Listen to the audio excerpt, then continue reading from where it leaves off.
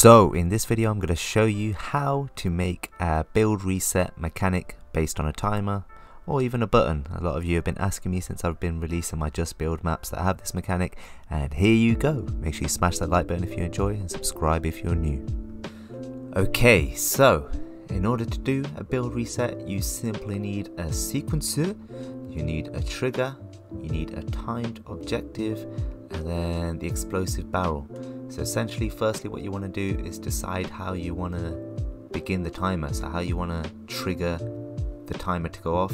So you can either have it set up like this where the trigger goes off on game start and sends a signal to channel 1, or you can do the same thing via a mutator zone. If you cover your playing area in a mutator zone, you say when player entered, transmit on 1, which will then start a timed objective. I really like using this thing, so you can set this up however you want, whatever you need for your particular map. The example I'm showing here is with a label, so you'll see this text build reset in on the HUD because I've got it visible on the HUD, which you'll see here, countdown visible on the HUD. You can turn that on or off, so you can have it invisible or visible. You'll notice on my Total Wars map I have them invisible, but I have it showing on the mini map in my V2, which is where this mechanic is from. So the completion behavior is a really important one depending on what you want. So on my just build maps, where I have obviously my builds resetting every 2 minutes, I keep completion behavior on a restart. So essentially when the 2 minutes are up, it will instantly start the next round of 2 minutes countdown again. The most important thing here is you want to start the timer when receiving from wherever your initial trigger is, which I showed you over here. So whatever you have here, which I have channel 1, you want to start the timer with that, and then you want to put when completed transmit on another channel. So we're going to use 150 here. So essentially what that will do is start this sequencer over here. So start when receiving from 150. Here's a look at what I've changed here. All default settings besides the tempo I've tried to make as high as possible. It doesn't matter how high you have this, just have it super quick, and then have it start on 150, and then that will trigger these triggers. So with these triggers, again, here's my settings. The most important part, or the only important part really, is when triggered transmit on 2, but then when you increment it and go to the second one, you want to have transmit on 3, so you just go up 1. But then here, where it says, I'll show you on here, so from all options, if you go down to transmit every X triggers, you want to increment that. So I've got this one on 2, when I go on the third one, you'll see I've got transmit every X triggers on 3, and then I've increased that to 4, and so on and so on. So as many resets as you want is how many triggers you'll put here, and then you need to match these triggers against the explosive barrels essentially. So you can see this first one's on 2, the next one will be on 3, etc, etc. So the same amount of triggers that I have there is how many barrels I'd have here. And in terms of barrel settings, you want to have the blast radius on max, the structure damage on max, and then just make sure the player damage is on 0 and the knockback's on 0, and the rest of it's pretty much up to you. Oh, actually collides with, make sure you turn that off as well, because you don't really want to be walking into the barrel. But in terms of visual and sound effects and whatnot, that's all up to you. But yeah, these are the important parts to make sure it covers most of the area. And then you can do a quick test and I'll show you how this works. If we go ahead and test this now, you'll see, boom, that trigger goes off in game start, and then the timer gets activated. And then, because I've chosen the HUD, you can see it count down on the HUD. And that goes off, and boom, it resets, and then you see the timer instantly restarts as well. It should go off again now.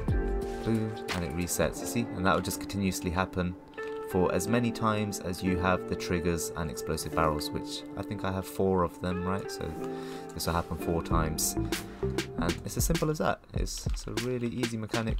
I actually proudly came up with this myself, only for the second just build Total Wars. For the first one I had a whole different mechanic that was way more sloppy. I don't know why these channels keep changing, it's so annoying. Make sure you double check your channels. That's why the last one didn't go off, as you might have noticed in that latest scene. So that's how you do a timed build reset, which is obviously my thing that I do in my just build maps. but I feel like most of you that watch this video might want to know how to do it via a button for 1v1 maps. Yeah, so essentially, to do it for a 1v1 map via a button, this probably isn't the best method. I don't know what other methods people use for the actual 1v1 maps, probably the zombie spawner one. But you can use this method if you want, especially if you don't want too many build resets, because you can only have 75 channels, I believe, transmitting on the same channel, so that's probably like 75 resets is what you're limited to, unless you change the channel and have different barrels on a different channel. You could probably go on for forever, to be honest. It really depends on your map, your situation, and how many channels you're using in your map already. But essentially, you just want to have the button, when interacted, transmit on 1. So it's doing the same thing that our trigger was doing. That will start the timer, and now the timer you would have, you probably wouldn't have, you'd get rid of the timer text completely on this one. Like, I don't see why you'd want that, unless you want it to count down so people have a warning of the builds breaking. But in general, you want the builds to break instantly when you press the button. So just put this on 1 second, and then the completion behavior, you want to make sure is on reset. If you have it on restart, the builds are just going to keep breaking every second. So you want to make sure completion behavior is on reset, which means that the timed objective can be used again if the button's pressed again. So we'll do that, and then the rest of it's just the same mechanic setup here, same stuff there, and we'll take a look if this works. Okay, we'll build a bunch of stuff, that should do. And now we want to reset. Boom. Boom, and it's gone. You want to do that again. Press the button, we're done with the 1v1, and boom. See, so it's the same thing. It's pretty much instantaneous and super simple to set up. So try this out. If this helps you, make sure you smash the like button. One of the channels must have changed again. It must have changed again for sure. I don't know why that always happens to me. My channels always randomly change. So make sure you double check your channels. But yeah, if this helps you out, make sure you smash the like button and subscribe.